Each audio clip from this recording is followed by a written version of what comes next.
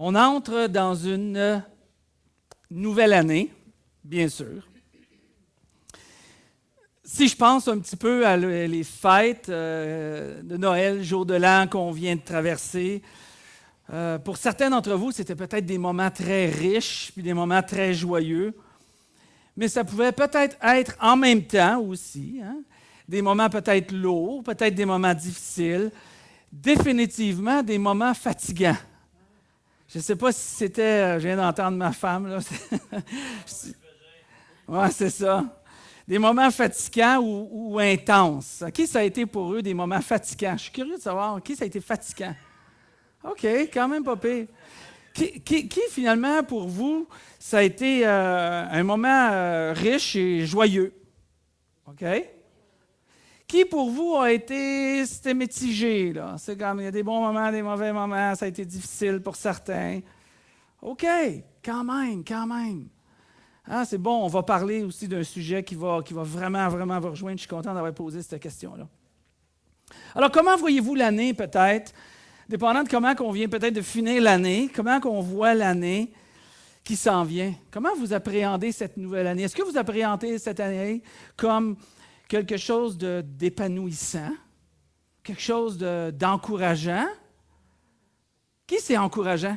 Qui c'est encourageant? Profondément encourageant, là, l'année est positive, c'est encourageant, tu es encouragé. OK. Puis qui voit plutôt l'année comme ça va être une année difficile cette année? C'est qui a ce feeling-là? À un moment donné, j'avais ce feeling-là. Ma télévision a pété, mon char a pété. Puis mon père a été malade. Fait que j'ai dit, wow, c'est toute une année qui commence. Je me demandais où c'est qu'on s'en va dans cette nouvelle année. Alors, on commence cette année avec une nouvelle série de messages qu'on a intitulée « En inventaire », comme vous le voyez, « En inventaire ». Puis cette série est une série de 5 messages, 4 qui vont être prêchés par moi, puis un qui va être prêché par un pasteur invité d'une église sœur, si vous voulez, je vous dirais, ou une église amie avec moi. Puis cette série de messages-là qu'on va parler va être là pour nous aider à se recentrer, je dirais, non pas comme des résolutions. On parle souvent en début d'année avec des résolutions. On commence des résolutions en janvier, puis on les a complétées ou on a arrêté de les faire en janvier.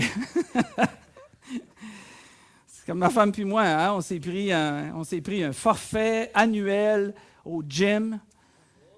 Puis on est allé, on était déterminés d'être là 2 à 3 fois semaine. My love? 2-3 fois semaine.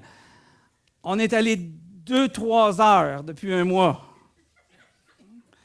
Ça a été pas mal jusqu'à date, notre résolution. Mais on va se reprendre.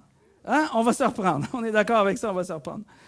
Alors, la série de messages ne va pas être sur des résolutions à court, moyen terme, parce que je sais souvent on ne les tient pas. Mais on va parler de rythmes simples, très pratiques de la vie, qui vont permettre à Dieu plutôt de façonner notre vie au fil de l'année. Vous savez comme moi qu'une nouvelle année ne résout pas automatiquement parce qu'on commence l'année tout ce qui ne va pas bien dans notre vie. On tourne la page, une nouvelle année, tout va bien aller à partir de maintenant. On le sait que ce n'est pas comme ça que ça se fait automatiquement.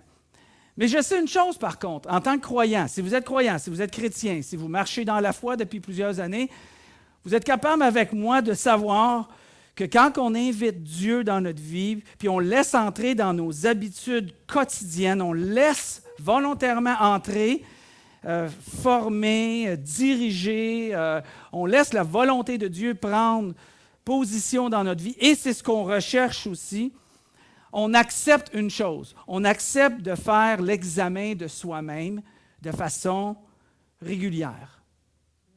On permet à Dieu d'ajuster dans notre vie ce qui est nécessaire, comme un inventaire. Comme un inventaire. Quand on fait un inventaire, moi j'ai travaillé dans le milieu industriel, et quand on faisait un inventaire, on faisait le dénombrement des biens, dénombrement des services. on regardait qu'est-ce qui était en réserve, qu'est-ce qu'on avait en stock, on regardait qu'est-ce qui était manquant. On n'a pas quelqu'un qui travaille là-dedans ici? Nathalie? Tu travailles là-dedans, Nathalie? Bon, le message est juste pour toi aujourd'hui. Tu vois? Bon, non, les autres, restez, vous n'avez plus de besoin. Elle travaille là-dedans, elle est déjà habituée. Donc, on regarde qu'est-ce qu'on a en inventaire, on regarde qu'est-ce qu'on a, qu'est-ce qu'on a en réserve et qu'est-ce qui nous manque. Mais cette série, je l'ai appelée en inventaire pour faire exactement la même chose, c'est de donner accès à Dieu pour arriver à s'examiner soi-même, puis s'assurer qu'on possède tout ce qui est nécessaire pour notre progrès spirituel, de façon à devenir ou à être la personne qu'on veut être, c'est-à-dire à l'image de Jésus-Christ. Qui ne veut pas être de plus en plus à l'image de Jésus-Christ lorsqu'on veut suivre Jésus, lorsqu'on a une vie chrétienne, lorsqu'on on cherche cette communion-là avec Jésus, on cherche à être transformé. De plus en plus. Le désir est dans notre cœur d'être une meilleure personne. Mais on a l'avantage en tant que chrétien, c'est qu'on a un modèle qu'on peut regarder. On a des gens, nos parents, des amis, des gens dans le milieu du travail qui peuvent être des modèles, mais encore une fois, ces modèles-là, on va les évaluer à la lumière de ce que Jésus a fait. Et si c'est conforme, on va imiter quelqu'un dans ce qu'il fait. Mais si c'est conforme à ce que Jésus fait. Mais notre grand modèle qu'on regarde, et nos valeurs, et nos principes, et nos priorités, et nos enseignements, ce qu'on retient, on va le chercher de Jésus-Christ. Alors, on fait un examen de soi-même. C'est ça l'idée d'être en inventaire pour les 5 prochaines semaines. Le premier examen, on va faire un examen aujourd'hui. Le premier examen qu'on va parler est l'examen de conscience. On va parler de ça ce matin. L'examen de conscience. Je nous invite à faire une introspection personnelle, de regarder à sa vie, ses pensées, ses paroles, ses actions, d'évaluer, de reprendre, de reproduire, d'enlever, de façon à épurer notre vie. De plus en plus à l'image de Jésus-Christ. Alors, ce premier message, c'est un petit peu comme, il est important de regarder un petit peu à l'arrière pour être capable de savoir, peut-être dans mon inventaire, qu'est-ce que j'ai en réserve, mais qu'est-ce que j'ai manquant aussi. Alors, regarder en arrière, ce n'est pas nécessairement une mauvaise chose.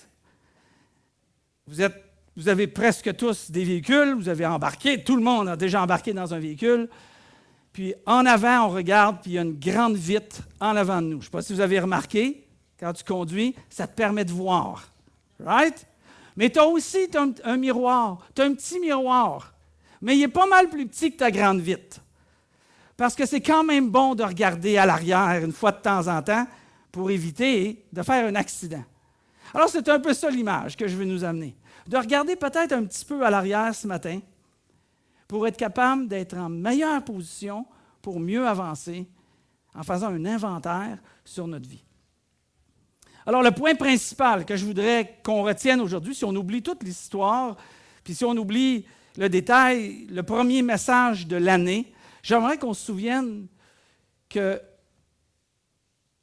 peut transformer la peine en joie.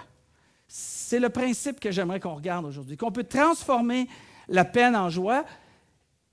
Et le titre du message, on va l'appeler « La force de la joie ». On va parler, bien sûr, de joie. On va parler de transformation. Je pense qu'en début d'année, c'est important de s'accrocher à cette réalité-là, de transformer notre peine en joie. Et il y a une manière de le faire qui va nous rester, ou que j'espère qu'il va nous rester tout au long de l'année. Du moins, le principe va rester. Et quand viendront les moments difficiles, peut-être que l'Esprit de Dieu qui nous habite va rappeler à votre esprit ce qu'il nous a dit aujourd'hui, de façon à ne pas demeurer dans la peine quand les moments difficiles surviendront, mais que la peine peut se transformer en joie. Pour parler de ce sujet-là, pour que ça fasse du sens, je vais vous parler d'un récit. Un récit qu'on retrouve dans les textes de la Bible. Mais je vais vous transporter très, très loin. Très, très, très, très loin. Je vais vous transporter avant Jésus-Christ. On est en 2025 depuis Jésus-Christ. On va reculer jusqu'à au moins 2025. Puis on va reculer encore 445 ans avant ça. Donc 445 ans avant la naissance de Jésus-Christ, notre histoire commence. L'histoire d'un homme du nom de Néhémie. Ceux qui lisent ou qui ont l'occasion de lire dans les textes bibliques, vous allez voir dans votre table des matières que vous avez un des livres qui est écrit Néhémie, qui a probablement été écrit par un homme qui s'appelait un ami de Néhémie, qui s'appelait Esdras, qui lui aussi est le livre dans notre table des matières qui arrive juste un peu avant celui de Néhémie. Même si ces deux livres-là, soit dit en passant, pour ceux qui aiment l'histoire là-dessus, ces deux livres-là qui sont placés peut-être 10, 11, je n'ai pas regardé, ou 12e livre dans notre table des matières de l'Ancien Testament, ce sont quand même les deux derniers livres qui ont été écrits.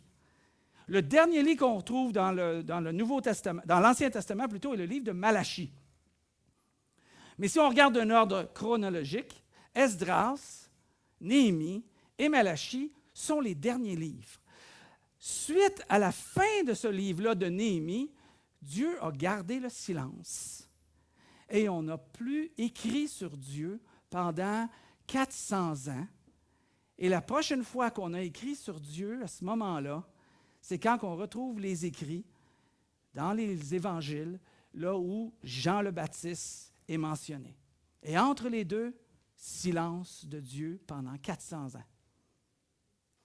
Mais Dieu a laissé ce qui est nécessaire à la fin de son dernier livre de Néhémie pour être capable que les gens puissent s'appuyer sur des principes fondamentaux en attendant la prochaine révélation 400 ans plus tard par Jean le Baptiste. Alors on retrouve dans le livre de Néhémie cet homme qui était un juif, qui était au service de la cour du roi en Perse. La Perse, aujourd'hui, c'est l'Irak, pour vous donner une idée. Puis à cette époque, le peuple d'Israël avait commencé à retourner à Jérusalem, partant de l'Irak, si vous voulez bien, vers Jérusalem. Pourquoi il commençait à retourner? Bien, parce que l'Ancien Testament fonctionnait différemment du Nouveau Testament avec Jésus-Christ. C'était une image de Jésus-Christ.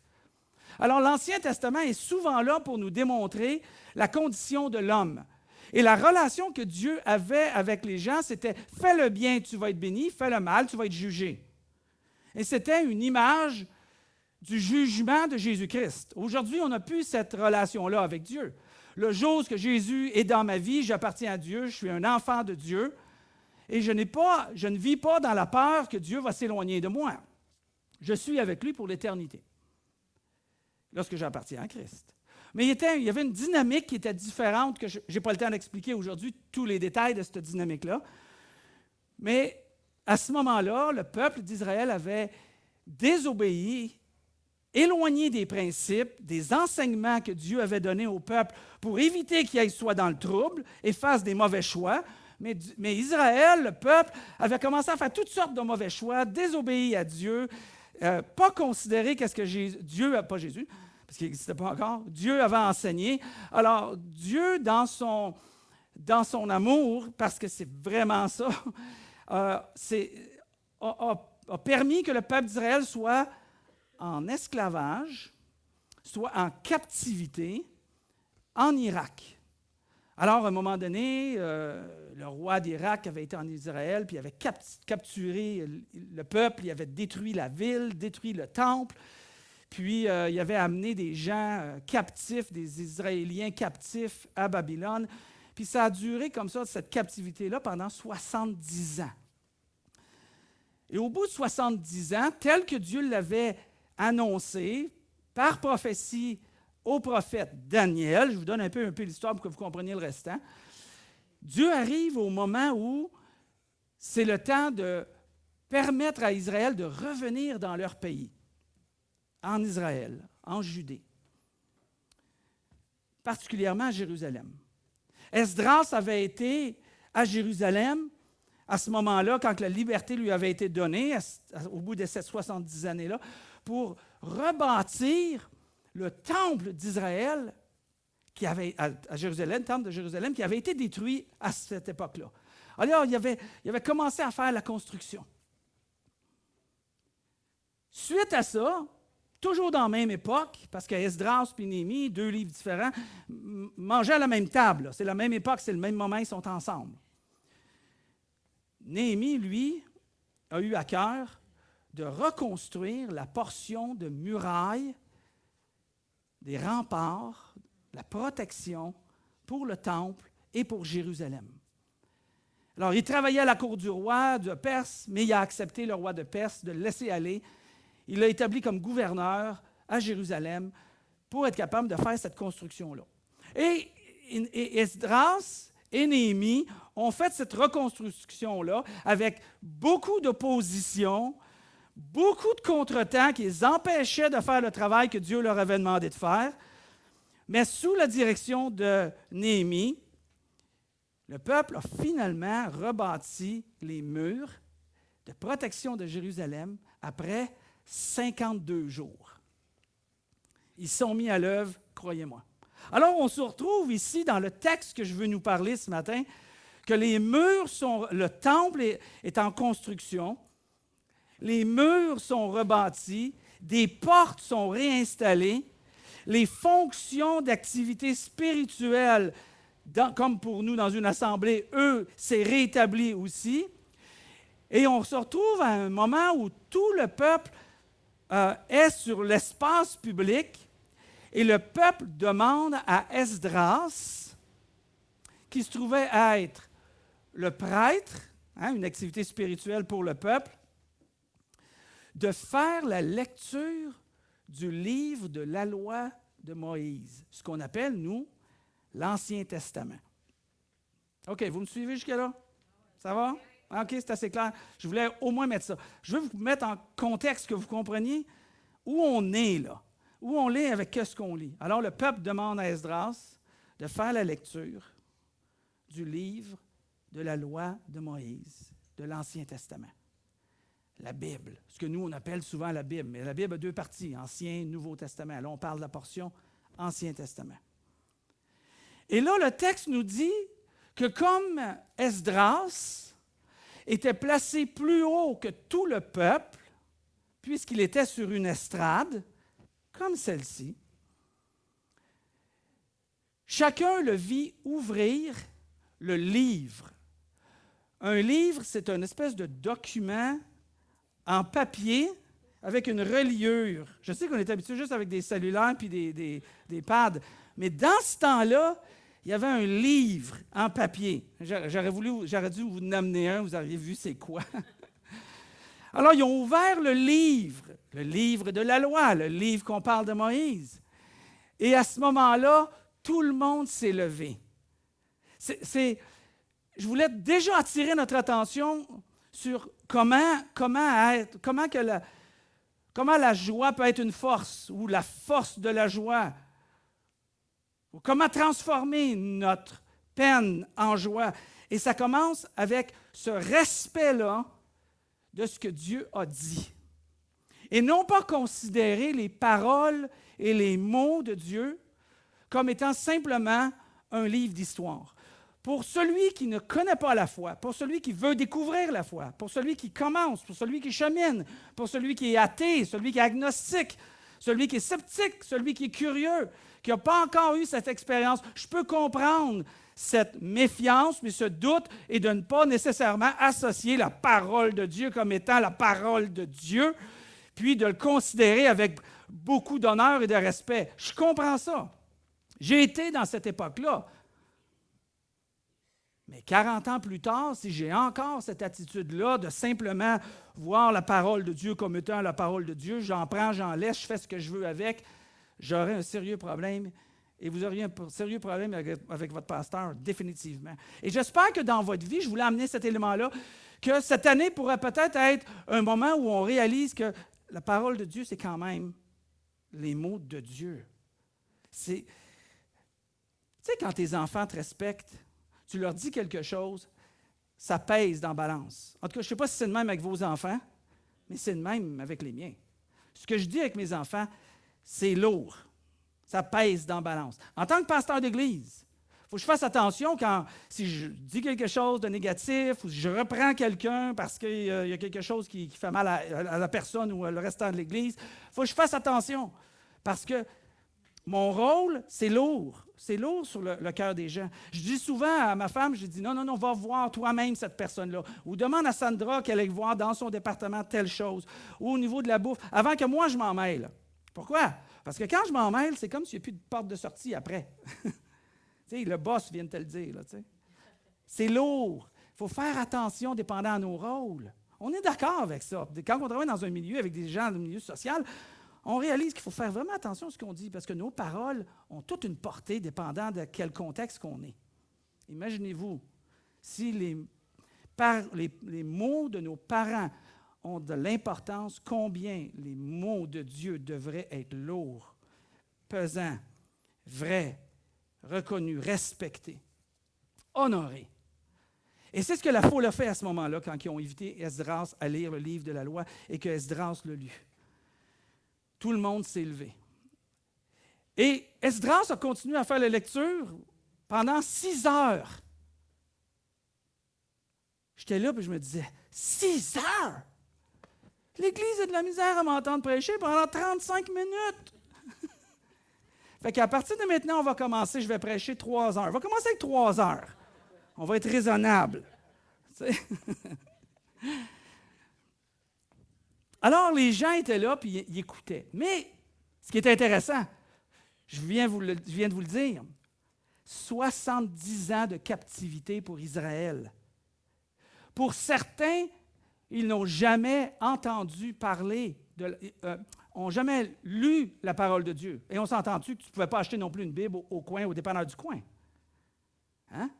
Fait que les gens, pour plusieurs, puisqu'ils avaient été en captivité pendant 70 ans, c'était des générations, 1 ou 2 générations qui n'avaient pas entendu parler peut-être de la parole de Dieu. Ou à quelques petits moments, ils étaient là. Alors, qu'est-ce que Esdras fit à ce moment-là? Esdras bénit l'Éternel, le grand Dieu, et tout le peuple s'écria « Amen ». Attends, on va recommencer. Esdras bénit l'Éternel, le grand Dieu, et tout le peuple s'écria « Ah, voilà. Qu'est-ce que veut dire « Amen » ? Ceux qui sont nouveaux ici, ceux qui ne connaissent pas la foi, ceux qui découvrent la foi, ceux qui sont en train d'explorer, n'ayez pas peur, partez pas.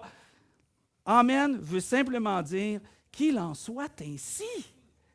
Que ça se fasse comme Dieu veut. Nous sommes d'accord. C'est tout ça que ça veut dire « Amen ». Parce que des fois, quand vous entendez des gens un peu plus zélés que d'autres dans une assemblée, ils vont dire « Amen ». Tu sais? Amen. Ils sont d'accord avec ça. Alors, Esdras, il lisait, le peuple a crié « Amen », puis le peuple s'inclinèrent jusqu'à terre et se prosternèrent devant l'Éternel pour l'adorer. Moi, j'ai beaucoup aimé cette passe-là. Vous savez comment est-ce que j'aime beaucoup parler de ma femme? Parce qu'elle me dit, « Parle de moi, là. » Non. C'est que ma femme, quand elle a vécu une expérience, à un moment donné, elle va vous conter son expérience. C'est vraiment extraordinaire par rapport avec Dieu, la révélation, la vision de Dieu. C'est vraiment comme... souvent, quand on accueille des gens à la maison, elle raconte son témoignage. Là. Je pourrais vous le raconter, parce que je le connais par cœur. Là, mais c'est vraiment bon. Puis, mais une des choses qui l'a marquée, elle, c'est que le jour où elle a fait cette découverte-là, cette communion-là, cette communion spéciale et unique qui a une date associée avec de la rencontre de Dieu entre elle et Dieu, ce qui lui a procuré le salut, donc la vie éternelle par Jésus, parce qu'elle a reconnu Jésus, et elle s'est reconnue là-dedans qu'elle avait besoin absolument de Christ, sinon elle est séparée pour l'éternité. Elle avait compris cette chose-là. Elle dit souvent qu'elle elle était à terre, visage contre terre. Puis elle dit souvent à des gens qui ont de la misère à trouver la foi, elle dit souvent aux gens, je pense que ce que tu as besoin de faire, c'est de tomber à genoux, puis va la face contre terre, puis cherche le Seigneur. Les gens l'ont fait instinctivement. Instinctivement, la foule s'est mise à adorer l'Éternel. Il y avait avec Esdras sur l'estrade, ou la tribune, appelez ça comme vous voulez, il y avait un autre groupe de personnes avec Esdras. Il y avait 13 personnes qui étaient là, plus des gens d'une tribu qui s'appelait les Lévites. Les Lévites, c'est ceux qui étaient reconnus comme étant consacrés, choisis pour servir dans des fonctions spirituelles pour le temple et des choses semblables. Puis ces gens-là, ils expliquaient la loi, ils expliquaient ce que Esdras est en train d'expliquer, ou de lire plutôt. Vous comprenez? Je recommence. Oui, c'est bon, on a compris? OK, il y avait ce groupe-là qui expliquait ce que Esdras lisait. Il dit, il lisait dans la loi de Dieu et expliquait, ces gens-là, au fur et à mesure, de façon posée et distincte, afin que chacun puisse comprendre ce qu'ils avaient lu. Alors les gens, il y avait ce groupe-là qui était là, puis écoute, il y avait quand même des milliers de personnes qui étaient là, puis il n'y avait pas de micro, hein, le micro-casque ne fonctionnait pas à ce moment-là, le micro à bord ne marcherait pas non plus, puis le micro sans fil, les plugs étaient loin, loin, loin. Fait que c'était très difficile de parler à des milliers de personnes. Alors je me dis, j'ai vu dans The Chosen comment ce qu'ils faisaient, puis je me suis dit, je pense que je vais reprendre ça, puis je me suis dit, d'après moi, ils ont peut-être fait quelque chose qui ressemble à ça. Les gens qui enseignaient qu'on vient de parler, là, je ne sais pas combien ils étaient, 20, 40, 50, 100, je ne sais pas combien de Lévites, c'est pas dit, hein, combien, mais il y avait quand même beaucoup de monde. Puis probablement qu'ils se promenaient dans la foule, puis en se promenant dans la foule, ils demandaient, hey, avez-vous compris ce que Esdras vient de lire? Avez-vous compris? Oui, on l'a compris, on a compris. Puis ils se promenaient, puis vous autres, votre groupe, là, il y avait une autre personne qui allait dans une autre partie. Avez-vous compris ce que Esdras a dit, ce qu'il a expliqué? Puis, c'était pas mal, c'était assez clair. Puis là, il y en a un en arrière là, qui lève sa main un peu gêné. Il dit, moi, je n'ai pas compris vraiment qu'est-ce qu'il voulait dire. Qu'est-ce qu'il voulait dire par rapport à ça? Puis là, il expliquait de façon distincte, précise, claire, afin que chacun puisse comprendre ce qu'ils avaient lu. C'est une chose que j'essaie vraiment de faire avec l'Église ici. J'essaie de contextualiser, j'essaie de vulgariser, parce qu'il y a des gens que ça fait 40 ans qu'ils sont chrétiens ou 60 ans qu'ils sont chrétiens. Il y en a qui sont ici pour la première fois, qui entendent pour la première fois dans une Église. Je vais être capable de rejoindre les deux. Alors, on va l'expliquer je l'explique de façon un peu comme ça, de façon à ce que tout le monde est capable de comprendre.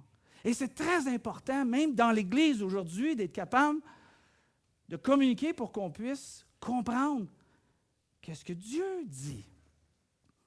Paul explique à Timothée, une petite parenthèse ici, Paul explique à Timothée comment faire dans une Église comme la nôtre, qu'elle soit 100, 500 ou 5000. Il dit, dans Timothée, il dit, et l'enseignement, Paul dit à Timothée, et l'enseignement, Timothée, que tu as reçu de moi, et que de nombreux témoins ont confirmé, Timothée, transmets-le, ces vérités-là, transmets-le à des personnes dignes de confiance, des gens que tu as confiance, qui seront capables à leur tour d'en instruire d'autres. Et c'est comme ça qu'on passe de un à l'autre les enseignements qui viennent de Jésus pour l'Église. J'ai un rôle de pasteur d'Église. Ça vient avec les inconvénients et les avantages. Mais mais moi, je passe l'information que j'ai lue et vous devez aussi passer l'information que vous avez reçue. Si c'est juste une motivation, si c'est juste cette motivation-là, c'est déjà pas pire. D'être capable de dire, je vais retenir ce que j'ai appris parce que je veux le passer à mes enfants ou à mes petits-enfants. Alors, il ne faut pas que j'oublie. Puis il faut que j'écoute. Puis il faut que je considère la parole de Dieu. Petite parenthèse. Et là, quand que les gens écoutaient, il s'est passé quelque chose qui a transformé la vie des gens et qui transforme encore la vie des gens et que j'espère va vous transformer ce matin. C'est l'examen de conscience. quand il entendait, tout le peuple pleurait en entendant les paroles de la loi.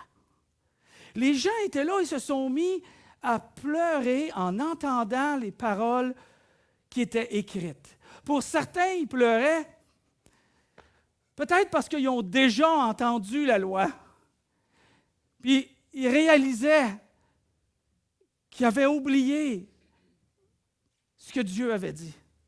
Ils réalisaient leurs conditions, parce qu'ils étaient dans une condition de retour de l'exil, 70 ans en exil, tout le peuple, parce qu'ils avaient désobéi à Dieu, parce qu'ils n'avaient pas considéré la parole de Dieu, parce qu'ils n'avaient pas enseigné à leurs enfants la parole de Dieu.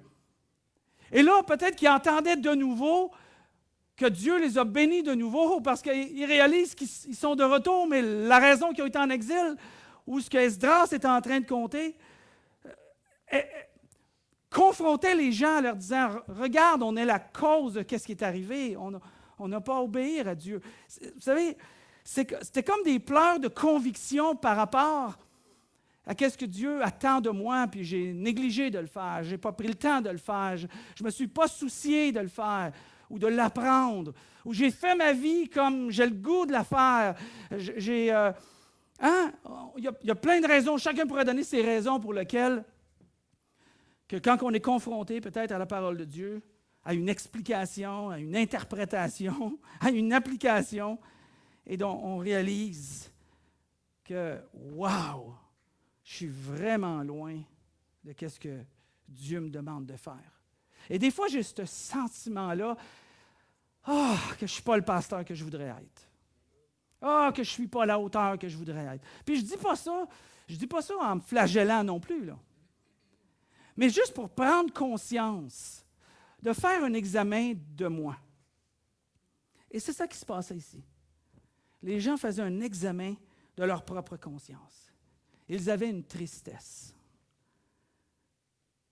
Alors, Néhémie, le gouverneur, Esdras, le prêtre, les spécialistes de la loi qui étaient là, les Lévites que je vous ai parlé, ont dit au peuple, c'est pas le moment de pleurer.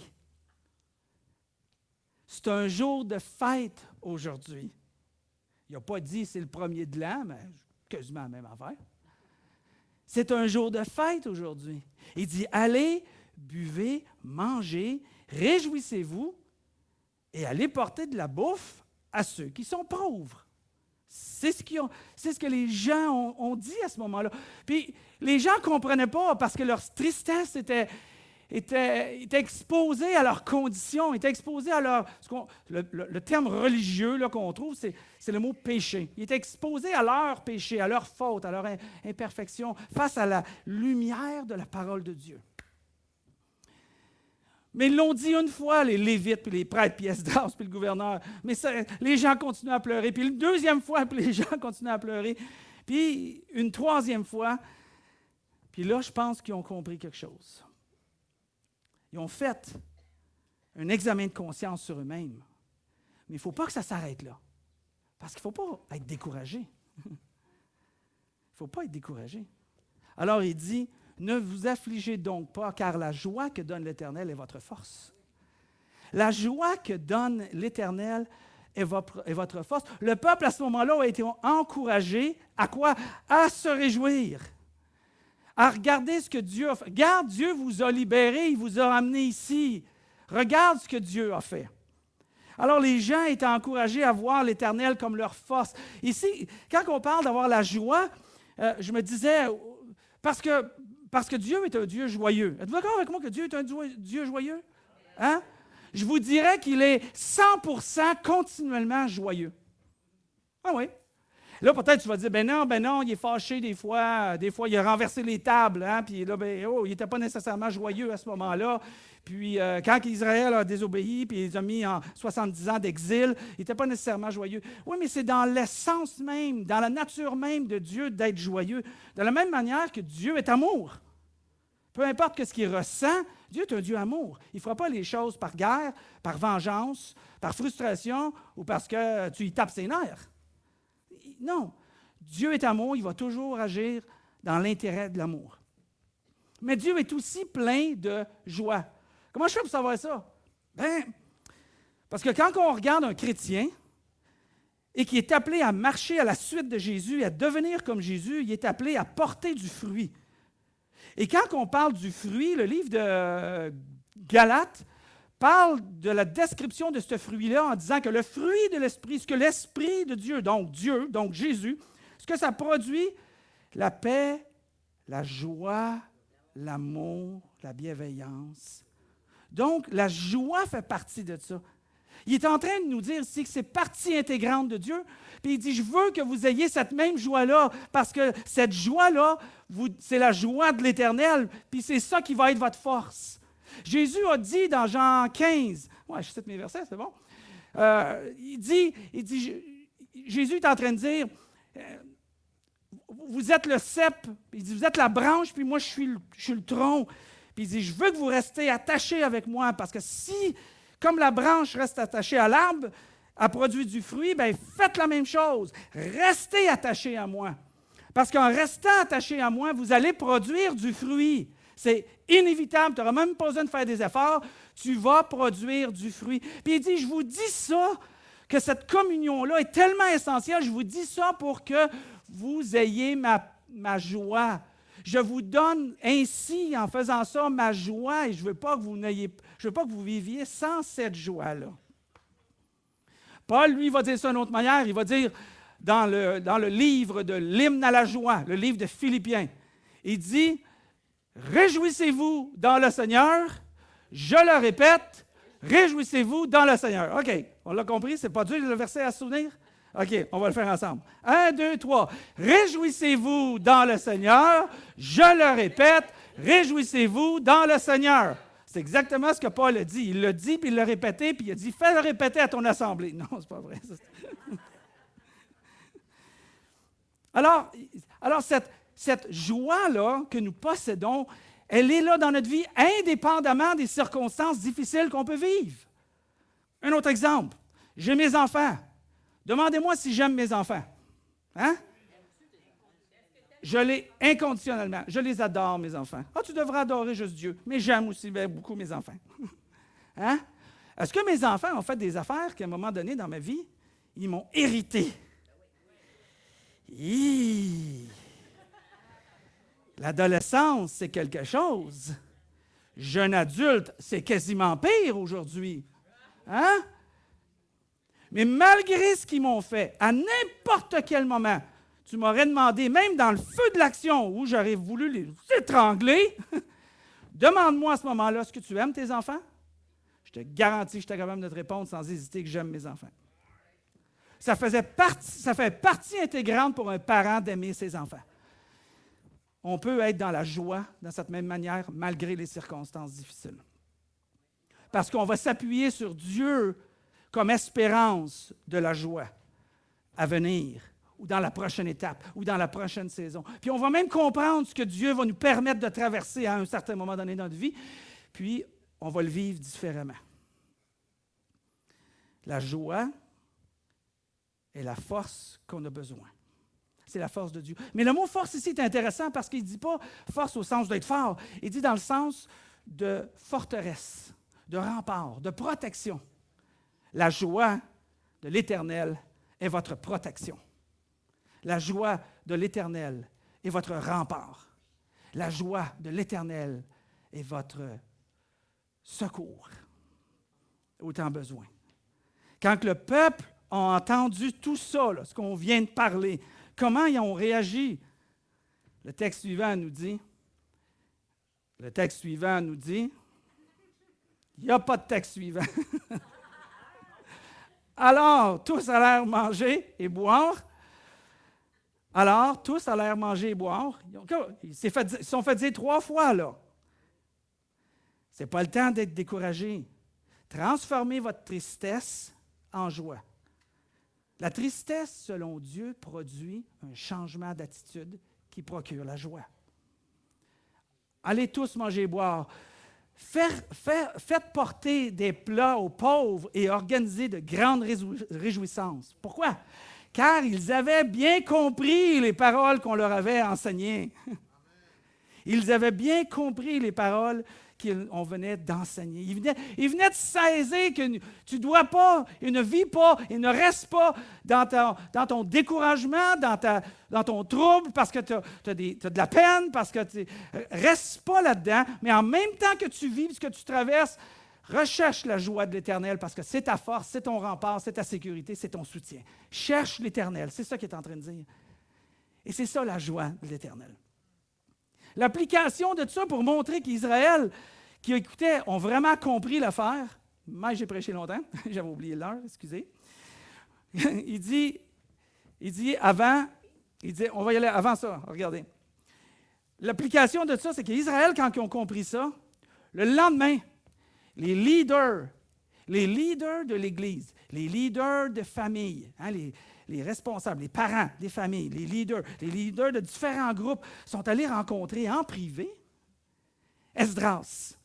Puis ils ont dit à Esdras, « Hey Esdras, on aimerait ça que tu nous expliques, puis on aimerait ça revenir encore plus attentivement dans les enseignements de Dieu, puis comprendre encore plus. » Puis là, quand ils ont fait ça, ensemble, ils ont découvert qu'il y avait une fête qui devait être respectée. Et cette fête-là, elle devait être respectée le 7e mois.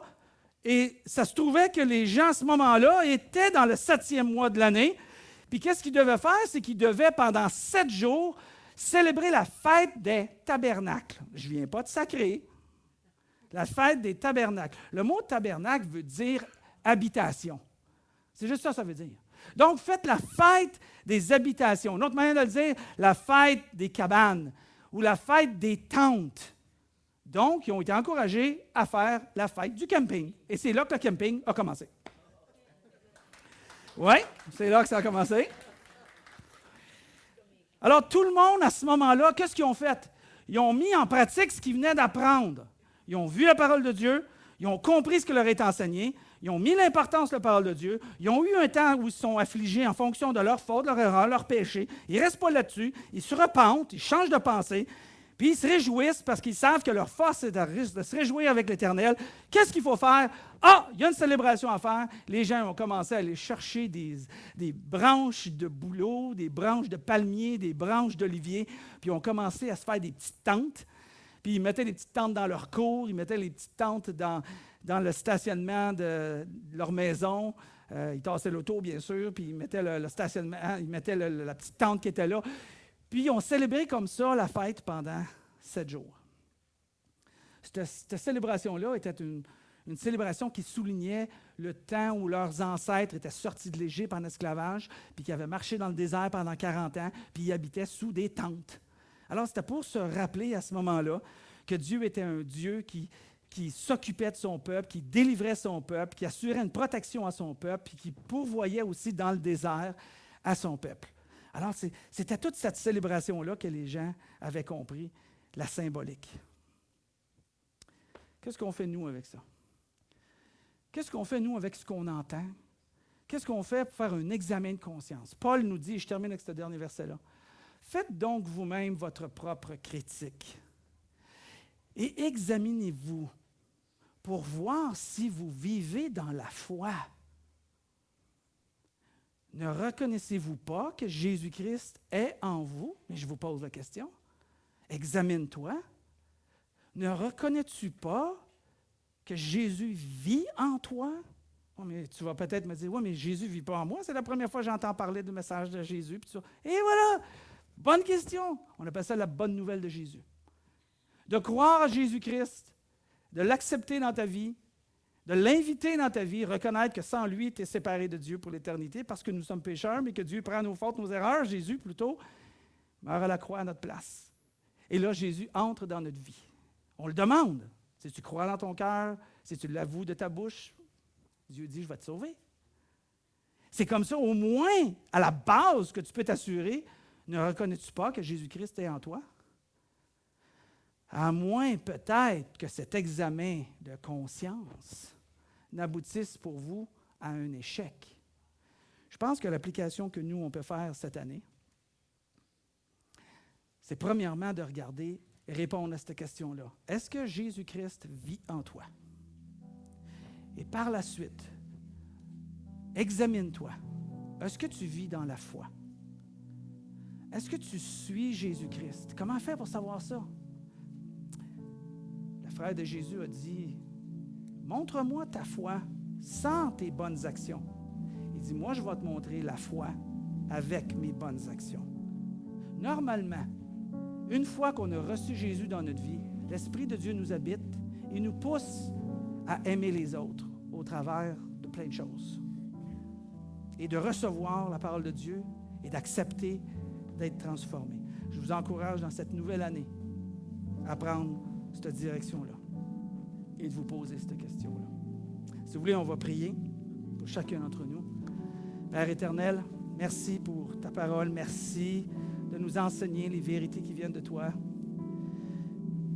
Aide-nous durant cette semaine, cette journée d'aujourd'hui, durant l'année, ramène à notre esprit, par ton Saint-Esprit, cette question primordiale. Est-ce que je suis dans la foi? Est-ce que je marche dans la foi?